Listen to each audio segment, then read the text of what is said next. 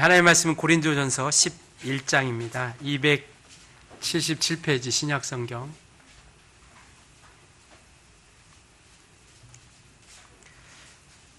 고린도전서 11장 23절부터 29절까지 제가 한 절, 여러분들이 한 절 교독하시겠습니다. 내가 너에게 전한 것은 주께 받은 것이니 곧 주 예수께서 잡히시던 밤에 떡을 가지사 축사하시고 떼어 가라사대 이것은 너희를 위하는 내 몸이니 이것을 행하여 나를 기념하라 하시고 식후에 또한 이와 같이 잔을 가지시고 가라사대 이 잔은 내 피로 세운 새 언약이니 이것을 행하여 마실 때마다 나를 기념하라 하셨으니 너희가 이 떡을 먹으며 이 잔을 마실 때마다 주의 죽으심을 오실 때까지 전하는 것이니라. 그러므로 누구든지 주의 떡이나 잔을 합당치 않게 먹고 마시는 자는 주의 몸과 피를 범하는 죄가 있느니라. 사람이 자기를 살피고 그 후에야 이 떡을 먹고 이 잔을 마실지니 다같이 주의 몸을 분변치 못하고 먹고 마시는 자는 자기의 죄를 먹고 마시는 것이니라. 아멘.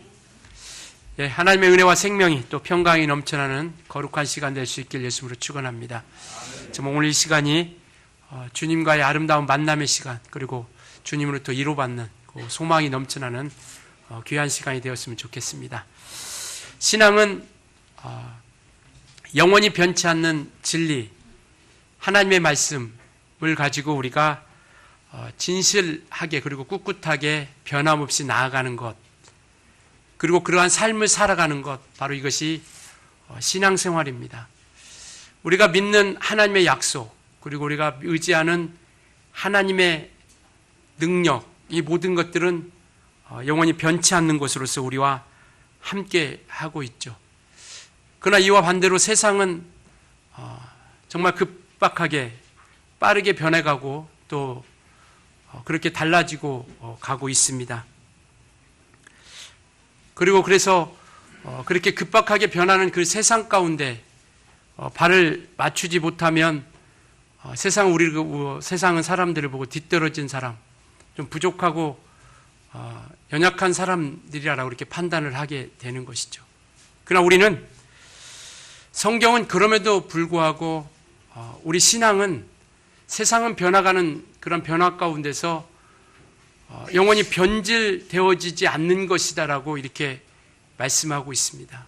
그래서 어떻게 보면 우리가 어느 교회 나도 요즘은 다 그렇게 이야기하죠. 우리가 초대교회로 돌아가자, 그리고 신약교회 운동 일하라는 이야기를 참으로 많이 합니다.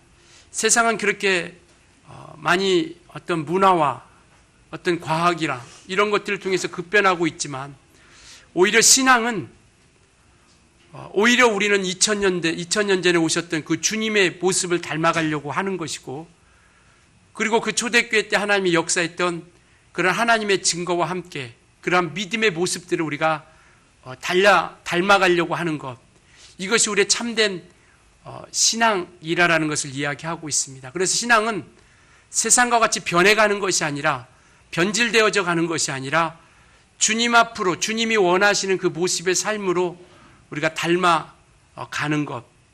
그래서 우리가 많은 분들이 기도 제목 중에 하나가 그런 기도 제목일 겁니다. 우리가 처음 사랑을 좀 회복하게 해달라고, 첫사랑을 좀 우리가 가졌으면 좋겠고, 주님을 만났던 처음 믿음을 우리가 회복했으면 좋겠다라는 기도 제목을 모든 사람들이 공유하며 그 기도를 하실 겁니다.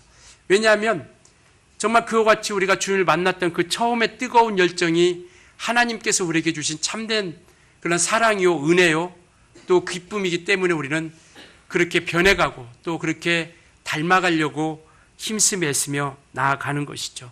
그러니까 이와 같이 우리는 정말 그런 믿음을 통해서 세상이 그렇게 변해간다 할지라도 오직 주님 앞에 인도함 받고 이끌림 받아서 주님이 원하시는 삶으로, 그것들이 사람들에게 눈에 비춰졌을 때는 좀 고리타분하게 보일 때도 있고 부족한 것처럼 보일 때도 있겠지만, 저와 여러분이 세상 그 어느 누구보다도 부족한 사람들이 아니다라는 것, 그리고 세상 그 어떤 많은 사람들보다도 우리가 약점이 많고 허물이 많은 사람들이 아니다라는 건 너무나도 잘 알고 있을 겁니다. 우리가 그들보다 부족하기 때문에 예수 믿고 그들보다 못나기 때문에 우리가 예수를 믿는 것이 아니라 그것이 생명의 길이기 때문에 우리가 예수를 믿는 믿음을 가지게 되는 겁니다. 그래서 그렇게 마치 뒤처지는 것 같고 고리타분하게 보일 수 있겠지만 그러나 우리는 믿음을 통해서 하나님께로 가까이 가고 또 하나님께 인도함 받게 되는 것이죠. 그런 생각을 아니 했으면 좋겠습니다. 우리가 이와 같이 믿음을 가지고 달려가는 것들이 세상 사람들에 비해서 우리가 좀 뒤처지는 것 같은 그런 느낌, 아니면 우리가 뭔가 못 쫓아가는 그런 뭔가 뒤처지는 그런 마음을 가지는 그런 생각, 이런 것들을 가지지 않았으면 좋겠다라는 것이죠. 물론 세상은 바쁘게 또 그리고 정말 우리가 상상하지 못할 정도로 급변하고 있고 또 모든 환경과 문화와 문명 최고조로 향해서 달려가고 있습니다. 그러니까 우리도 그렇다고 해서 우리가 무슨 옛날 그 모든 것들을 우리가 답습하고 닮아가자라는 것이 아니라 교회도 변해야 될 것은 변해가고 또 변해야 되고요. 하나님께로 가까이 가고 주님을 닮는 것이라면 그리고 주님이 원하시는 것이라면 우리는 마땅히 변화되어져 가야 된다는 겁니다. 그러나 우리가 이와 같이 정말 주님 앞에 인도함 받고 이끌림 받되 우리가 그러한 세상과 같이 타협하며 살아가지 않았으면 좋겠다라는 것이죠. 비록 우리가 고리타분하게 보이고 미련하게 보일 수 있겠지만 그러나 우리 신앙생활마저도 우리가 세상과 타협하며 나가지 않았으면 좋겠다라는 것이죠. 우리가 이런 이제 1년이라는 시간을 돌아보고 또 앞으로 남은 한 달을 우리가 마무리하는 그러한 시점에 와 있습니다. 우리가 분명히 돌아볼 것은 돌아보셔야 된다는 것이죠. 지나왔으니까 끝났다라는 것이 아니라 지난 한 해를 우리는 돌아보셔야 됩니다. 그리고 잘한 것이 있다라면, 잘된 것이 있다라면 우리는 감사하고요. 또 잘못된 것이 있다라면 우리는 주님 앞에 무릎 꿇고 회개하고 그리고 남은 한 달을 통해서 우리가 새롭게 준비하는 그런 믿음의 시간. 그래서 우리의 마음이 세상은 그렇게 변화가는 것에 대해서 우리가 무엇인가 좀 급한 마음이 들 때 있고 위축되는 마음이 들고 있고 뒤떨어지는 것 같은 느낌이 들 수 있겠지만 우리 중심만큼은 흔들리지 말았으면 좋겠다라는 겁니다. 이 시간 제가 부탁드리고 싶은 것은 바로 그겁니다. 우리의 중심을 흔들리지 말았으면 좋겠다라는 것이죠. 우리가 향한 그 신앙의 열정 그리고 우리가 바라보는 그러한 뜨거운 열망, 소망 이러한 신앙의 근본적인 것마저 우리가 흔들리게 된다면 악한 것들은 우리를 끊임없이 방해하고 무너뜨리려고 애쓰는 가운데서 우리가 헤쳐나오기가 너무나도 쉽지 않다라는 겁니다. 너무나도 쉽게 변하고 너무나도 빠르게 변하는 이 세상 가운데서 우리의 마음을 빼앗기지 말자라는 겁니다. 우리가 가지고 있는 그 마음, 우리가 가지고 있던 그 생각, 처음 가졌던 그 열정과 열망, 그리고 우리가 정말 주님 앞에 온전한 믿음을 가지고 달려가고자 결심했던 그 마음을 우리가 빼앗기지 않았으면 좋겠다라는 것이죠. 흔들리지 않았으면 좋겠습니다. 그런 것으로 인해서 우리가 위축당하지 않았으면 좋겠고요.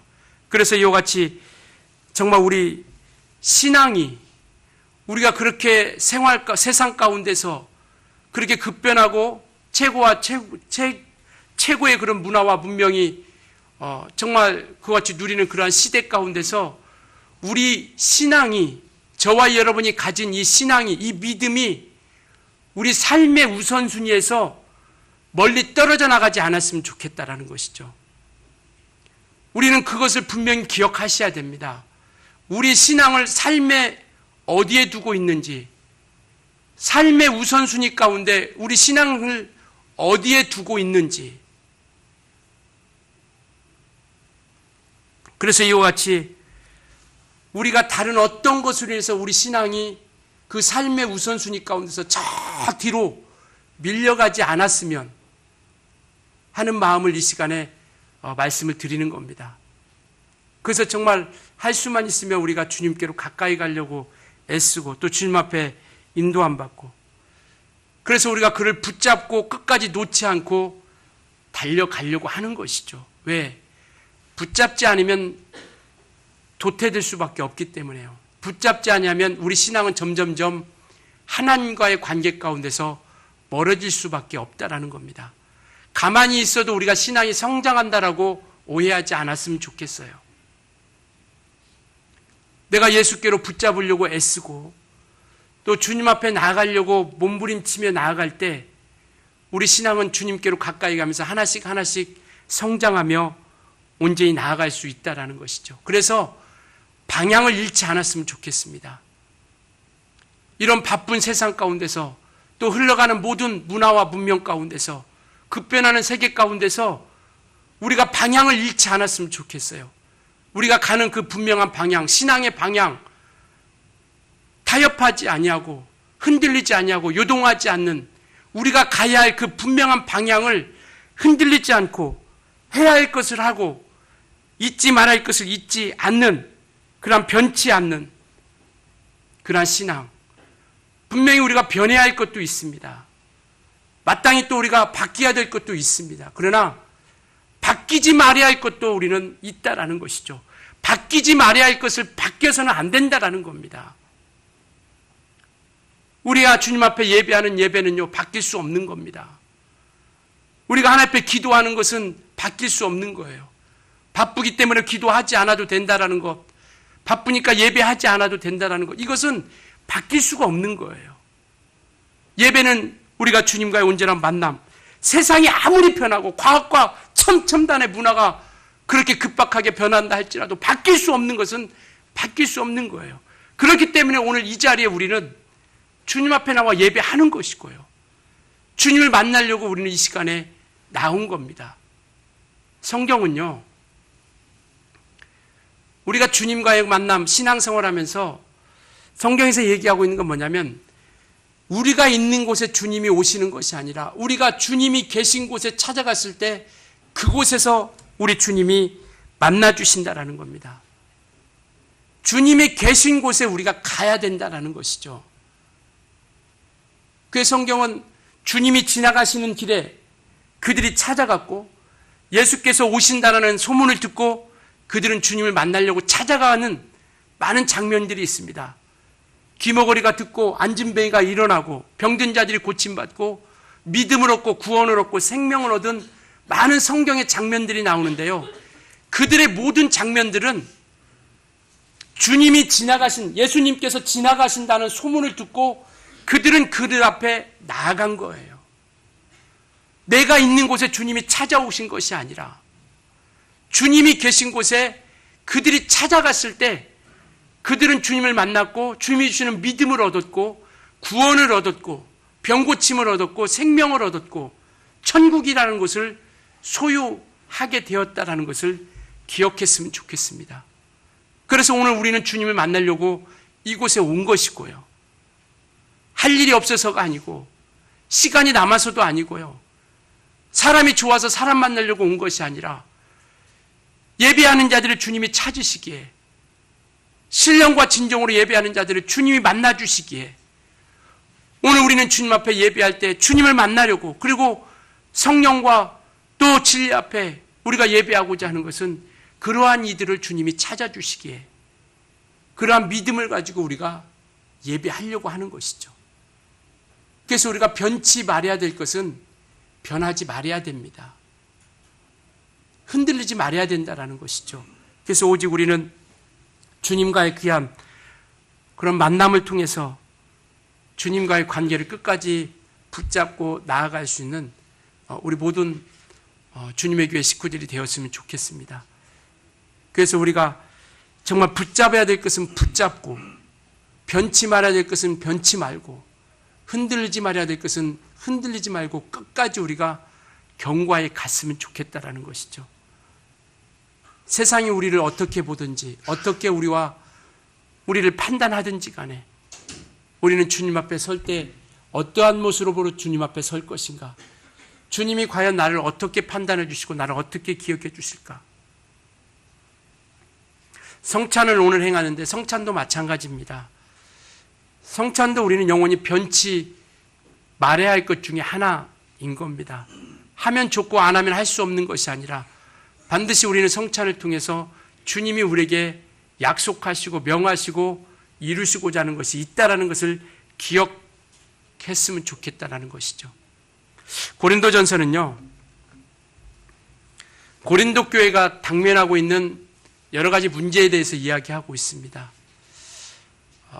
사실 교회마다 문제가 없는 교회가 없었겠지만 이 고린도 교회는 우리가 아시는 것처럼 정말 은사가 뛰어난, 은사가 굉장히 많은 역사들과 하나님이 함께 하시는 많은 증거들이 나타냈음에도 불구하고 많은 문제점들을 가지고 있던 교회입니다.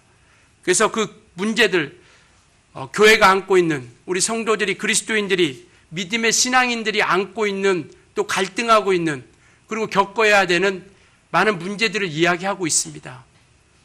어디에 소속되어 있느냐는 교회의 어떤 분쟁, 누구 파에 속해 있느냐라는 그런 문제 가운데부터 시작하여 이와 같이 은사 문제, 결혼 문제, 성 문제, 성만찬 문제, 또 우상 제물에 대한 문제, 심지어는 부활에 대한 문제까지도 이야기하고 있죠.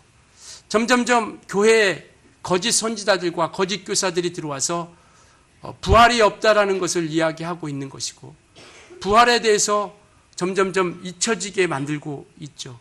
그래서 이와 같이 여러 가지 문제들이 있는 이 상황 가운데 어떻게 우리가 결정하고 어떠한 방향을 가지고 나아가야 되는지에 대해서 이 고린도전서를 통해서 우리에게 보여주고 있습니다. 그러니까 지금 우리가 겪는 모든 문제가 고린도 교회에 있다라고 보면 되는 것이죠. 어떻게 보면 초대교회고 정말 그러한 얼마 되지 않는 그러한 교회, 주님이 부활하시고 나서 얼마 되지 않는 교회임에도 불구하고 많은 문제들이 있었죠. 그런데 어떻게 헤쳐나가고 어떻게 나가야 되는지, 그중에 오늘 읽었던 11장은 예배에 관한 문제를 이야기하고 있습니다. 첫 번째로 여자들이 수건 쓰는 문제에 대해서 이야기하고 있는 것이 바로 이 고린도전서 11장이고요. 두 번째는 오늘 읽었던 성찬에 대해서 이야기하고 있습니다. 수건 쓰는 문제는요, 누가 높고 낮음의 문제가 아니고 교회 질서에 대해서 이야기하고 있는 거예요. 예수께서 우리의 머리 되심과 같이, 그리고 우리가 그의 지체됨 같이 교회에 대한 질서에 대해서 이야기하고 있는 것이죠. 그래서 이것은 다음에 또 기회가 되면 우리가 자세히 살펴보겠지만, 오늘은 성찬에 대해서 이야기하고 있습니다. 성찬에 대해서 올바른 성찬이 무엇인가? 왜냐하면 오늘 17절에 보면 내가 명하는 이 일에 너희를 칭찬하지 아니하노니라고 이렇게 말씀하고 있죠. 성찬을 이야기하면서, 이 성만찬을 이야기하면서 사도 바울이 이야기하고 있는 건 뭐냐면, 내가 이것으로 인해서 너희를 칭찬할 수 없다. 너희에 대해서 칭찬할 수 없는 것은 뭐냐면, 만찬으로 인해서, 이 성만찬으로 인해서 성도들의 분쟁이 일어나고 편당이 일어나는 것이다라는 겁니다. 그렇기 때문에 올바른 성찬이라고 이야기할 수 없고 그것을 내가 칭찬할 수 없다라는 것이죠. 성찬의 가장 기본적인 개념은 뭐냐면 한 몸이다라는 겁니다. 우리는 하나다라는 것이죠. 우리는 예수 그리스도로 말미암아 한 몸 된 한 지체라는 것을 기억하고 그리고 그것을 기억하셔야 된다라는 겁니다. 그래서 이와 같이 파당이 있을 수 없고 편당이 있을 수 없고 분파가 있을 수 없다라는 것을 이야기하고 있는 것이죠.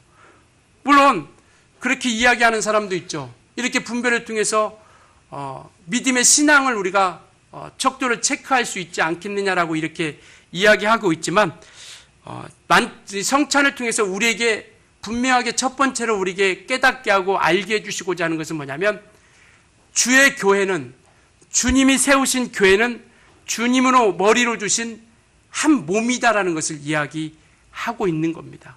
그래서 우리는 하나다라는 것을 이야기하고 있고요. 그래서 그와 같이 오직 믿음을 가지고 나아가기를 바라고 있는 겁니다.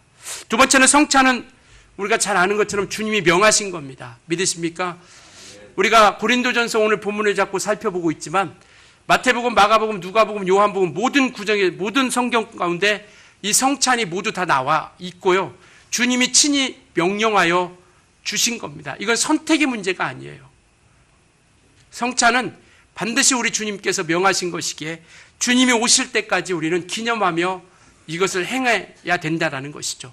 주님의 명령이라는 것을 우리가 기억하셨으면 좋겠습니다. 그리고 이것은 성찬은 기념하는 거예요. 오늘 본문에도 보면 24절에 보면 이것을 행하여 나를 기념하라 말씀하셨고, 또 식후에 잔을 가지시고 말씀하시면서 이것을 행하여 마실 때마다 나를 기념하라 라고 24절과 25절에 걸쳐서 이렇게 말씀하고 있습니다. 기념한다라는 것은 자꾸 생각 가운데 우리가 상기시켜서 그것을 기억하고 추억하는 것이죠. 뭐 3.1절 하면 우리가 잊었다라도 3.1절 되면 3.1운동에 대한 것을 우리가 기억하고, 우리나라가 어떻게 서야 될지, 또 어떻게 우리가 빼앗긴 그런 과정 가운데서 어떻게 우리가 나아가고 어떻게 우리가 그 나라를 지켜야 되는 것에 대한 생각을, 우리가 그런 경각심을 갖게 되는 것처럼 이와 같이 우리가 성찬을 통해서 우리는 기억할 것이 있다라는 겁니다.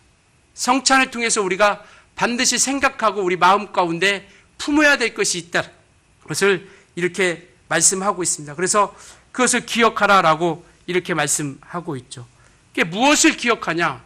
주님의 살과 피를 기억하라라고 이렇게 말씀하고 있습니다. 주님의 살을 다른 성경은 뭐라고 말씀하냐면 떼어서 줬다, 이렇게 떡을 떼어서 줬다 이렇게 말씀하고 있죠. 그래서 떼어진다라는 것은 쪼갠다라는 뜻을 가지고 있습니다. 찢긴다라는 것을 가지고 있죠. 이게 주님께서 조금 이따 다시 한번 말씀드리겠지만 그가 이와 같이 떡을 떼어주면서 쪼개어주면서 우리가 생각해야 할 건 뭐냐면 그가 우리를 위해서 피 흘려주시고 찢겨주심으로 인하여 우리에게 주신 그 생명을 우리는 생각해야 된다는 겁니다. 주님이 얼마만큼 우리를 사랑해 주셨는지를 기억하자라는 것이죠. 그것을 추억하는 겁니다. 얼마만큼 주님이 어떻게 우리를 사랑해 주셨고 어떻게까지 우리를 기억해 주시고 우리를 어떻게까지 품어주시는지를 우리가 생각해야 된다는 것이죠. 그런 자기 몸을 찢기시기까지 정말 우리를 사랑해 주셨고 그와 같이 우리에게 생명을 주시려고 몸부림치셨던 분이시다라는 겁니다. 분명히 이 시점에서 우리가 기억해야 될 것은요, 주님이 얼마나 아프셨을까, 고난당하셨을 때 얼마나 아프시고 힘드셨을까, 우리가 주님의 그러한 고난과 찢기심에 동정하는 마음을 가져서는 안 된다라는 겁니다. 지금 그걸 생각하자라는 게 아니라 주님이 그렇게까지 우리를 사랑해 주신, 우리 영혼을 사랑해 주시고 아껴 주신 그것을 우리는 기억하셔야 된다는 겁니다. 성찬하면서 얼마나 주님이 힘드셨을까. 주님이 힘드신 것이 아니라 우리 영혼을 살려주신 것에 대해서 감사할 수 있는 기회로 우리가 그것을 기억하셔야 된다는 것이죠. 두 번째는 피를 주시면서 이는 내 피로 세운 새 언약이다라고 이렇게 말씀하시면서 이 또한 기념하라 이렇게 말씀하고 있죠. 새 언약의 반대말은 뭡니까? 옛 언약이라 이렇게 이야기하고, 옛 언약. 그러니까 구약에 보면요, 하나님께서 애굽이라는 나라, 오늘날의 이집트라는 나라에 400년이라는 시간 동안 그곳에서 노예 생활을 이스라엘 백성들이 하게 됩니다. 마침내 400년이 지난 그 시점에서 하나님께서 그들을 이끌어내시고자 결정을 하시는 거죠. 약속하신 대로. 그런데 우리가 혹시 출애굽기 보신 분들은 아시겠지만 이제 10가지 재앙, 9가지 재앙을 통해서 바로에게 그 재앙을 나타냈는데 그 바로의 마음은 꿈쩍하지 않죠. 흔들리지 않죠. 강팍하죠. 보내지 않습니다. 하나님께서 이스라엘 백성들을 보내라 말씀하셨는데 그들은 보내지 않죠. 그래서 하나님께서 마지막 10가지 재앙, 첫 태생을 하나님께서 다 죽이기로 결심을 하게 되는 겁니다.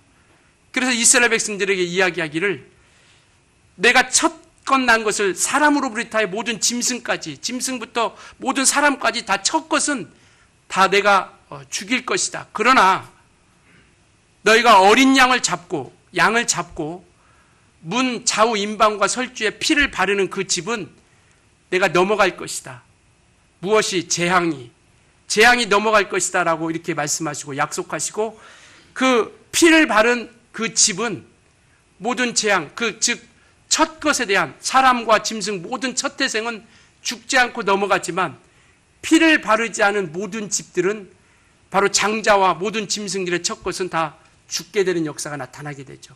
그리고 그 사건을 통해서 마침내 하나님께서 그들을 이끌어내시죠. 바로의 마음, 바로가 그들을 보내는 것이죠. 그래서 하나님께서 그들을 탈출시키는 장면, 이것이 유월절 사건입니다. 그래서 우리가 유월절이라는 것은 넘어가다라는 뜻을 가지고 있는데요. 이렇게 재앙이 넘어가다, 유월절 이런 뜻을 가지고 있습니다. 그래서 이와 같이 짐승의 피를 통하여 이스라엘 백성들을 이끌어 주신 사건, 이것이 옛 언약이라면 오늘 새 언약이라는 것은 침례 요한이 그렇게 이야기하죠. 보라, 세상 죄를 지고 가는 하나님의 어린 양이로다, 이렇게 이야기합니다. 요한복음 1장에 주님을 보시고 예수님을 보시면서 보라, 세상 죄를 지고 가는 하나님의 어린 양이로다라고 이렇게 이야기합니다. 그것처럼 바로 우리의 죄를 속하시려고 그가 피 흘려 주셔서 사망 가운데 있는 죄 가운데 있는 우리 인생들을 그가 피 흘려 주심으로 말미암아 우리를 생명의 길로, 그 죄 가운데서 우리가 벗어나오고 주님 안으로 들어올 수 있는 그런 약속을 나타내 주신 바로 그 피가 새 언약이라는 것을 말씀하고 있죠. 육체가 사는 것이 옛 언약이라면 우리 영혼이 사는 것이 새 언약으로서 주님의 피 흘려 주심으로 우리에게 나타내 준 사건을 우리에게 보여주고 있는 것이죠. 그래서 이와 같이 그가 고난 받으시고 찢겨 주시고 그리고 피 흘려 주심으로 말미암아 우리에게 생명을 주신 것을 기억하면서 그것을 추억하는 것이 바로 성찬식이라는 겁니다. 그래서 우리가 성찬을 통해서 주님이 베풀어 주시는 은혜를 먼저 생각하는 겁니다. 주님이 우리를 어떻게까지 사랑해 주셨는지, 우리 주 예수님께서 우리를 어떻게 얼마만큼 사랑해 주시고 얼마만큼 우리를 품어 주시고 안아 주시고 우리를 이끌어 주시려고 하는지 그 사랑을 아셔야 된다라는 겁니다. 너무나도 많이 들었던 이야기이기 때문에 우리가 쉽게 넘어갈 수 있겠지만요. 그러나 우리는 주님의 사랑을 잊어서는 안 되고요. 주님이 어떻게 우리를 어떻게까지 살려주신 것이고 어떻게까지 우리를 구원해 주신 것을 우리가 기억하셔야 된다는 겁니다. 그래서 26절에 보면 너희가 이 떡을 먹으며 이 잔을 마실 때마다 라고 이렇게 말씀하고 있죠.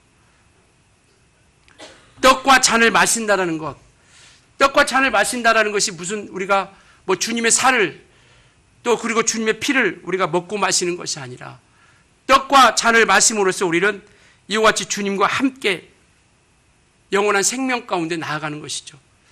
우리가 가톨릭에서는 이것을 우리가 화채설이라 이렇게 주장하면서 기도하고 떡을 떼어 또 잔을 나눠줄 때 진짜로 이가 예수님의 피와 살이 된다라고 그렇게 믿고 그렇게 하죠.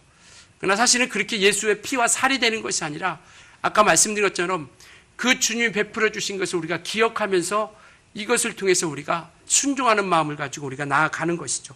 주님의 살과 피를 먹는다라는 것이 과연 뭘까?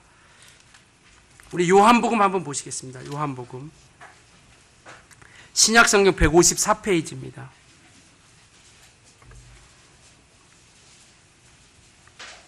신약성경 요한복음 6장 154페이지 53절 보시겠습니다. 53절.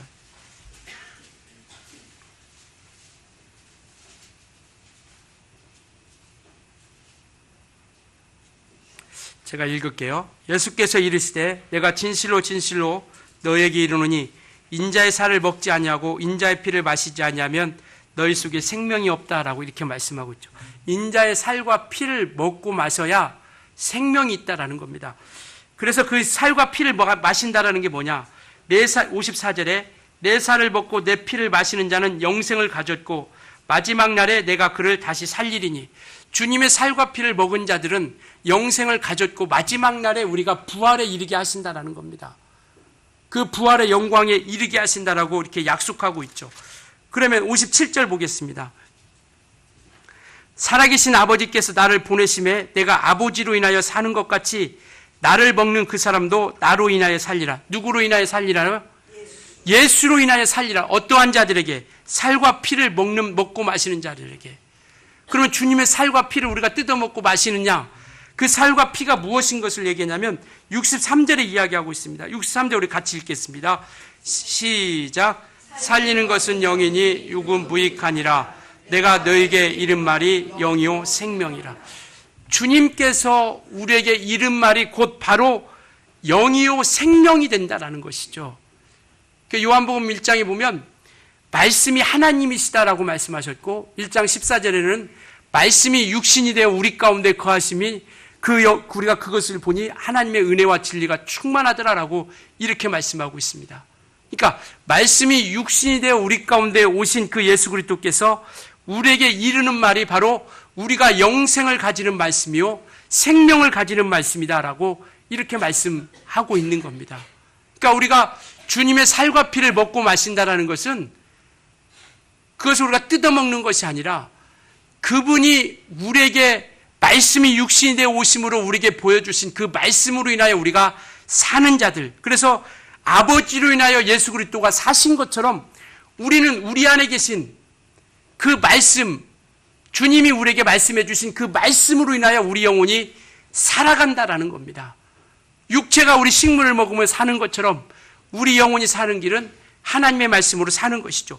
그러니까 66절에 보면 사람들이 어려운 거죠. 그러므로 제자 중에 많이 물러가고 다시 그와 함께 다니지 않더라. 도무지 어려워서 알 수가 없는 거예요. 이렇게 얘기가 내 살을 먹고 마셔야 된다고 이렇게 얘기하니까 도저히 그 말이 이해되지가 않는 겁니다. 그래서 주님께서 제자들에게 묻죠. 67절에 너희도 가려느냐? 라고 이렇게 물었을 때 68절 베드로가 얘기합니다. 우리 같이 읽겠습니다. 68절이요. 시작. 시몬 베드로가 대답하되 주여 영생의 말씀이 계심에 우리가 누게로 가오리까? 무슨 말씀이요? 영생의 말씀이 계시오매. 그러니까 우리가 주님과 함께 한다는 것은 영생의 말씀이 우리와 함께 하고 있다는 것이죠.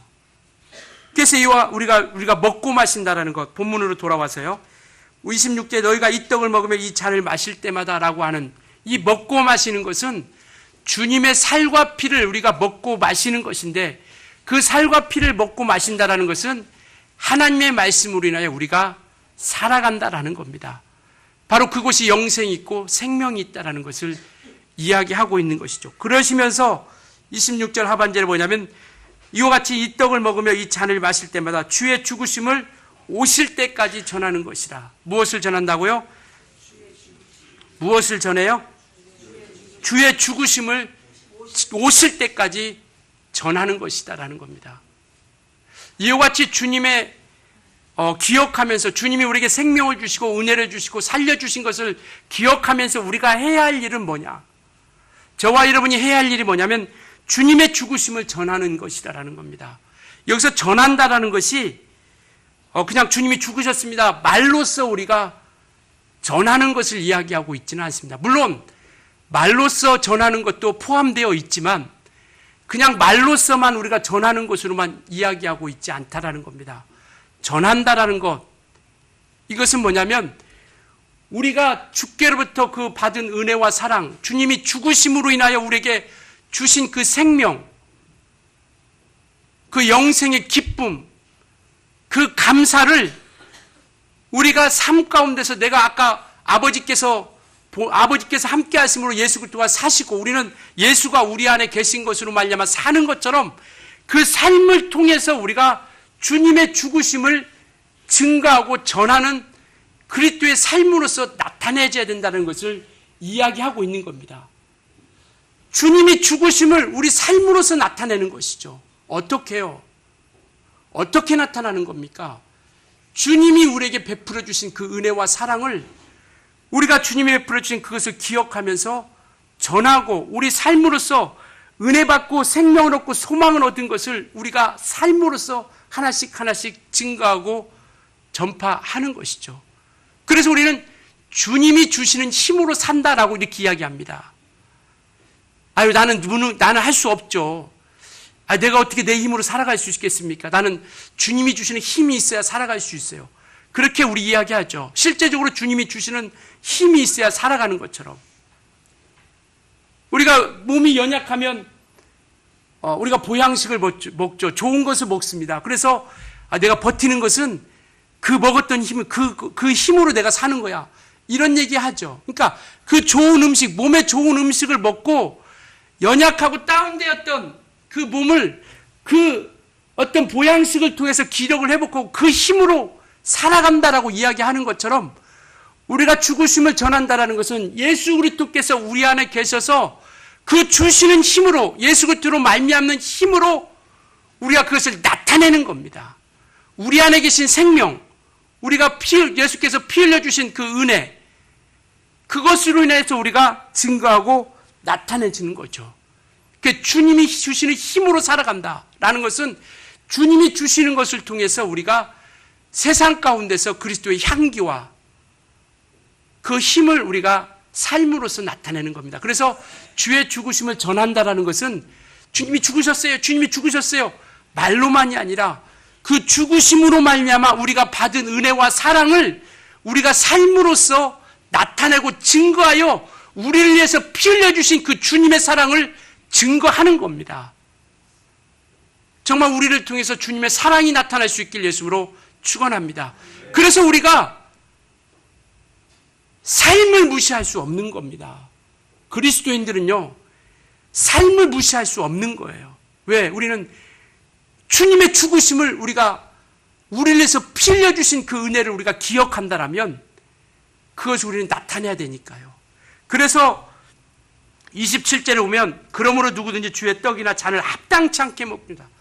합당치 않게 먹고 마시는 자는 주의 몸과 피를 범하는 죄가 있다라는 겁니다. 그 합당치 않다라는 건 뭐냐면 주님께서 피 흘려주시고 우리를 사랑해 주시고 찢겨주신 그 고난을 기억하고 그 은혜에 감사하며 나가는 거예요. 성찬은요, 주님이 베풀어 주신 은혜에 감사함으로 참여하는 겁니다. 할렐루야. 주님이 우리를 위해서 사랑해 주시고 우리를 위해서 은혜 베풀어 주신 그것을 기억하고 하나님 앞에 감사하면서 우리가 나아가는 거예요. 그리고 자기를 살피며 28절에 자기를 살핀다라는 뜻은 뭐냐면 검사하다, 시험하다 이런 뜻을 가지고 있습니다. 자기가 진정 이와 같이 주님으로부터 받은 그 사랑과 은혜에 감사하고 그 고난에 동참하고자 하는 참된 믿음이 있는지 자기를 살펴봐야 된다는 것이죠.